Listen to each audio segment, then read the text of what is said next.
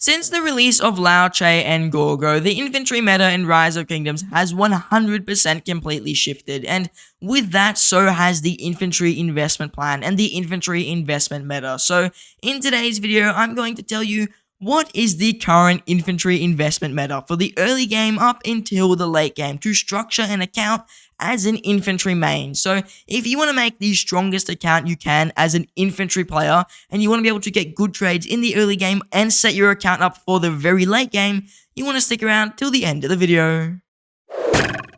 Now, let's start off today's video by discussing the earliest stages of the game, because this is where your commanders are going to first begin to develop. And really simply, if you're in the earliest stages of the game and you know you want to use infantry, the first commander you get is just Sun Tzu. Max out Sun Tzu as soon as possible, because Sun Tzu is one of, if not the strongest epic commanders currently in the game. He's got an AoE, he's got skill damage increases, he's got 5 target AoE with 800 damage, he's got extra rage gain, he's got defense and health. Like, you cannot complain about Sun Tzu's kit. It is really, really good. By the way, I said defense, I meant all damage. Sun Tzu is literally the strongest epic commander in the game, so Sun Tzu should be your instant focus as an infantry main, guaranteed, and get him to expertise, which means all of his skills maxed, as soon as possible. As a secondary to Sun Tzu, if you are running a full commander pairing, Sun Tzu with a Bjorn Ironside, Sun Tzu with a Pericles, Sun Tzu with a Iluji Mundok, any of these commanders will work perfectly fine in the very early game, and they'll be able to pretty much carry themselves until at least KVK 1, if not throughout KVK 1. So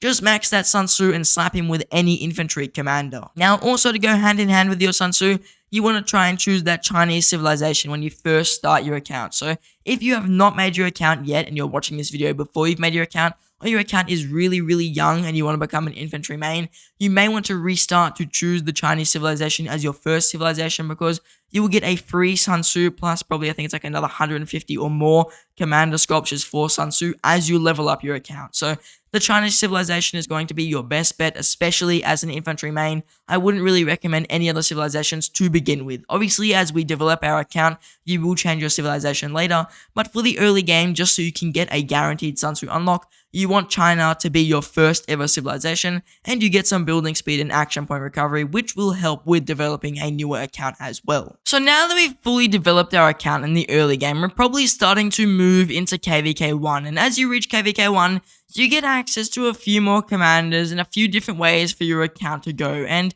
in KVK 1, for your commander pairing specifically, I really only recommend 2 marches, and those 2 marches are either a Sun Tzu with a Bjorn Ironside, or if you're willing to spend some gold heads, which are legendary commander sculptures like this, and maybe hurt your account a little bit towards the end game, a Richard I with a Sun Tzu. So really, you're going to use Sun Tzu in that march no matter what as a free-to-play low spender.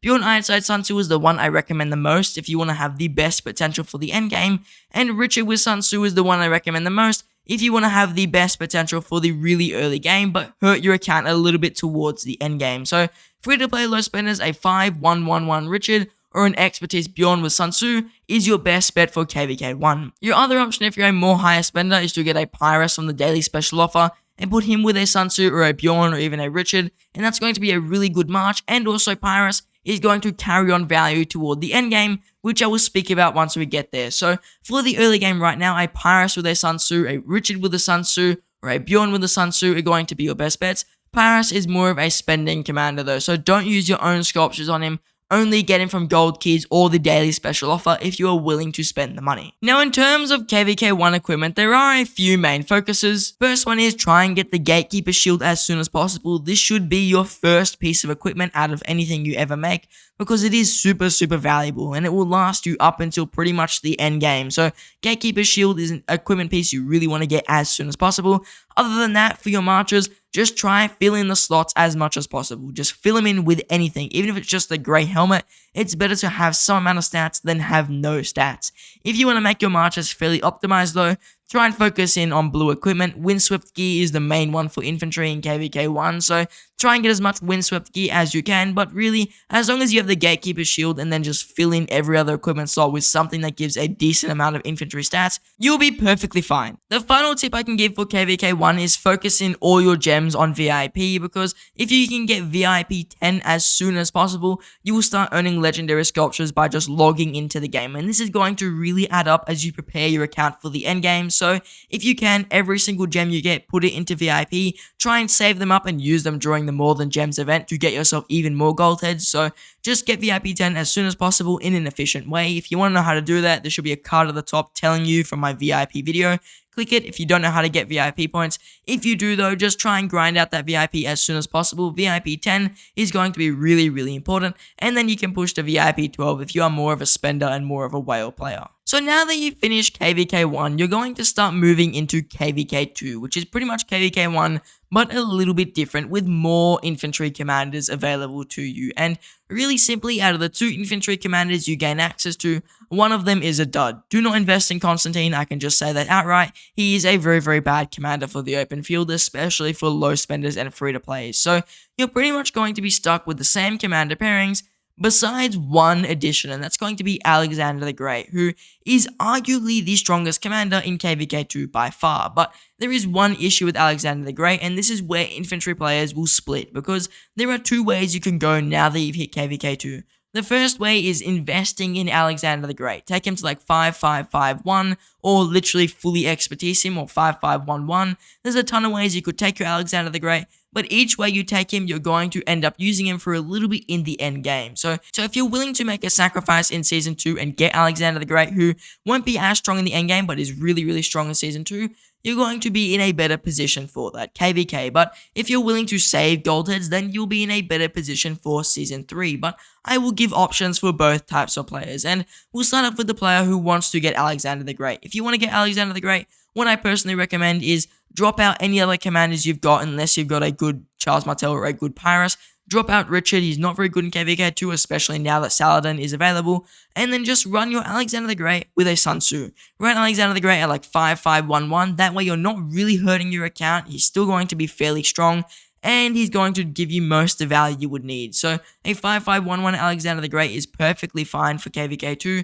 You're going to notice he has enough damage factor, he has a decent active skill, and his stats are pretty okay. They're probably on par with most epic commanders, and you don't even have to level up those last 2 skills. So Alexander the Great 5511 is what I would recommend for most low spenders free to players, because it's not going to too badly hurt your account, and it's going to be pretty decent for Season 2. You can consider maxing the first 3 skills if you do want extra march speed and extra attack, which is going to obviously make you stronger, and even the 4th skill will make you stronger, but at that point you are making a much bigger commitment in Alexander the Great, which means towards the end game in Season 3 and Season of Conquest, you can't access some of the much more overpowered commanders who will just destroy an Alexander the Great on the open field. So I personally recommend, if you really want Alexander the Great, 5511, don't go beyond that, because if you do, you are risking really hurting your account towards the end game. And then, like I said before, Sun Tzu with Alexander the Great, really simple. I think you do run Sun Tzu as the primary for the skill tree again, but Alexander the Great isn't too bad, though I don't really like the attack tree as much.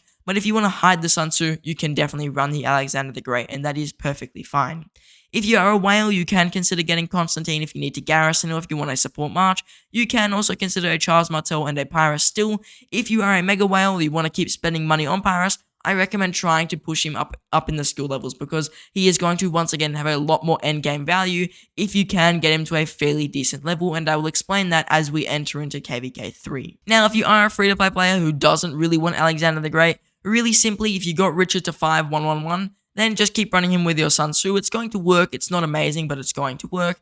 But if you don't have a Richard, then just stick with whatever your KVK 1 march was, and that's probably going to be a Sun Tzu with a Bjorn Ironside, and if that was the march you were running, then just run that in Season 2. You're going to struggle in that season, but it's going to set your account up really well for Season 3, and this is what I would recommend most players doing. I'd recommend get Sun Tzu, get Bjorn Ironside, and just stick with that from the beginning of the game all the way until KVK 3, where you begin to access some of the more premium and more powerful commanders who will really affect your account. So if you are able to, just run Sun Tzu and Bjorn Ironside until KVK 3, and you will be in a much better position than if you did get commanders like Alexander the Great and like Richard I.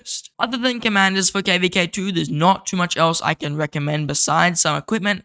Make sure you've definitely got Gatekeeper's Shield at this point, and even at this point, you should at least have a full Windswept set of gear, if not even some talents on your gear. So a talented Gatekeeper's Shield, maybe a few talented Windswept pieces, all of that will go quite the long way, but as long as you've got a full Windswept set, you'll be in a fairly decent position for KVK 2, and even if you start to access some of the more premium pieces of infantry equipment like the frost treads and stuff that's going to cost you real pieces of equipment and materials, then that's going to be better as well. So if you can access some epic pieces even during KVK2, some of the more major ones like Kuruk's Humility, which are going to be big upgrades over their blue counterparts, are going to be nice to start to get inside of KVK2. So if possible, try and get a couple of those epic infantry pieces and just overall make sure you've got a full windswept set of gear, because that's going to be your main concern in KVK2, at least having a full blue set so you get the march speed bonus even if you are lacking a little bit on the stats. So just make sure you got the full windswept gear and then try focusing on some epic pieces.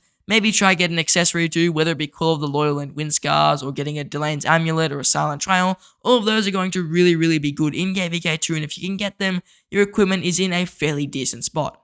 Other than equipment though, there are a few other buffs you can use in KVK2 which you have access to in KVK1 as well. You can use a defense boost and an attack boost. You can use army expansions, especially in KVK2 where you have access to a lot more troops. Army expansions will allow you to bring more troops on the open field with your march, which will allow you to trade better.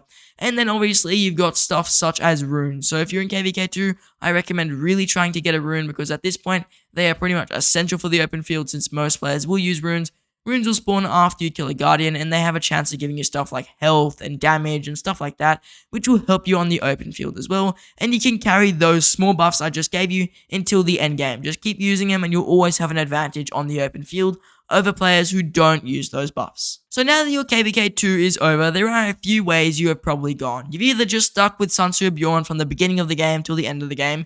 Maybe you got a really low skill Richard. Maybe you did get an Alexander the Great, or you went and got a Paris because you're a whale. And for all types of players, there are a few different ways you can go. First of all, if you saved up a ton of gold heads and you didn't spend any at all, you just saved Sun Tzu and Bjorn for the whole entire game, then you've got access to a lot more basically potential in KVK3 and towards the end of the game, because at this point, you can access some of the more premium and more powerful infantry commanders. And what I recommend for a player first hitting Season 3, get a Scipio Africanus or a Scipio Prime to 5551. That is maxing the first 3 skills, and if you didn't invest in any legendary commanders, this should be really easy, especially if you push to VIP 10 or even VIP 12 by the time you hit KVK2, because you'll be able to access a lot more gold heads, which you can use on Scipio. And Scipio is one of the strongest infantry commanders in the game, if not the strongest, and he's got a lot of damage factor. He's got health reductions, which are really good, tons of stats, lots of march speed, and even more instant damage factor. So Scipio Africanus is going to be the best first infantry investment, especially if you saved all your gold heads, and a 5551 maxing the first 3 skills is going to be your best bet as you try and work on those endgame marches, as it is a much cheaper upgrade than going all the way for his expertise, which is strong but not 100% needed.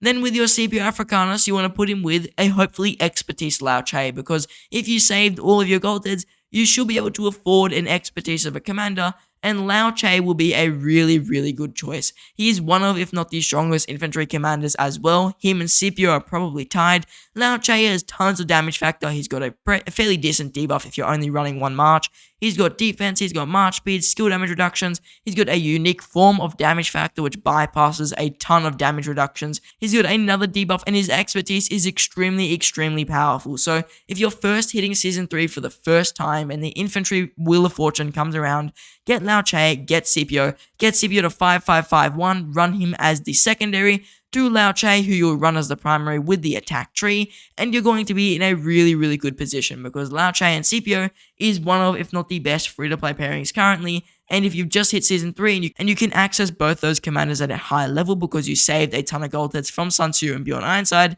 you're going to have one of the strongest infantry marches instantly at your disposal, and your account is going to be really well off. If you're the player who went for Alexander the Great instead, then your options are a tad bit more limited, because you've spent at least already 100, if not more, gold heads on your Alexander the Great, probably almost 230, and now you have to really use him in Season 3 at least to get A, a little bit more value from him, and B, stash up more gold heads to work on a further developed march. And what I recommend with your Alexander the Great is, first of all, get his relic, because you're going to need it if you're going to run him on the open field. He recently got a museum relic, go and grab that. It's going to give you a few more stats to make him a tad bit stronger so you can justify using him. And then with your Alexander the Great, now that you're in Season 3, you also can access some of those endgame commanders. And if you only took him to like 5511, which is maxing the first 2 skills, then just get a CPO to 5551, max the first 3 skills, and you're going to be in a fairly decent position for Season 3. It's not going to be as good as the players who saved all their gold heads, but you're going to have enough gold heads spare that you will be able to save up and get Liu Che to probably 5515, which is maxing the first 2 skills, skipping the third and getting the fourth, so you can eventually replace that Alexander the Great. So for the time being, 5551 CPO should still be your first and main priority. Put him with your Alexander the Great and continue to work on Liu Che as basically you progress through your KVK until Liu Che is at least 5511, so you can then replace your Alexander the Great with the Liu Che, who will be a stronger and more effective commander for your murder ball. Now for our final player, the medium to high spender who ended up getting Pyrus, there are now 2 ways you can really split off, because if you spent this amount of money, I'm sure you've got A, more gold heads at your disposal, and B, you've already got one commander who's going to work on the open field at your disposal as well. So if you purchase Pyrus from the daily special offer and maybe you've got him expertise or close to expertise, the first thing you do the second you hit Season 3 is get his relic, because Pyrus's relic is very, very strong. At a double relic level, you get 30% defense and 10% increased skill damage, which is fairly strong with pretty much any infantry commander. So double relic him as soon as possible and you're going to be in a good position with a very, very strong primary commander at your disposal. Then with your Pyrus, you're going to go for a Liu Che. Instantly expertise Liu Che as your first infantry commander, because Pyrus Liu Che is a very, very strong pairing. Pyrus is all about giving himself more normal attack, which obviously if he's the primary, he's going to give Liu Che more normal attack, and Liu Che's active skill damage is affected by normal attack. So Liu Che with Pyrus is a very, very good early game commander with late game commander mix. And also you've got access to more stats like infantry health, you got march speed, you got even more normal attack when you're outside of Alliance territory. There's a ton of synergy between Pyrus and also Liu Che. So the second you get both of those commanders together with a double relic Pyrus, you're going to be in a really good position for the end game if you did purchase him. Obviously, free to players, this is unreasonable. You can't really access a Pyrus.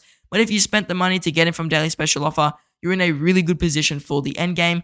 And then you can even possibly work on 2 infantry marches. And if you were to do that, I would recommend getting a CPO and a Sargon, or a Guan and a CPO. And if you're willing to spend money on daily special offer, Guan Yu is a good way to go, because you can get him from the daily special offer for a little bit of money as well, and you can put him with the CPO Africanus before you have to spend gold heads on a Sargon. So Guan CPO with a Pyrus Liu Che is oddly enough a really, really good beginning murder ball that you can use if you first hit Season 3 and you've spent a little bit of money. If you have a ton of gold heads, like I said before, a CPO Africanus 5551 with a Sargon that's 5550, don't even unlock the 4th skill, is going to be very strong, and that's going to work as well with your Pyrus Liu Che March. Now that we know which commanders you're going to be running depending on which type of player you were, what about equipment? And for most players, I think equipment for infantry is fairly universal. At the Season 3 level, you should easily have a full epic infantry set by now, and if you don't, that should be your main priority. Just get pretty much every single epic infantry piece.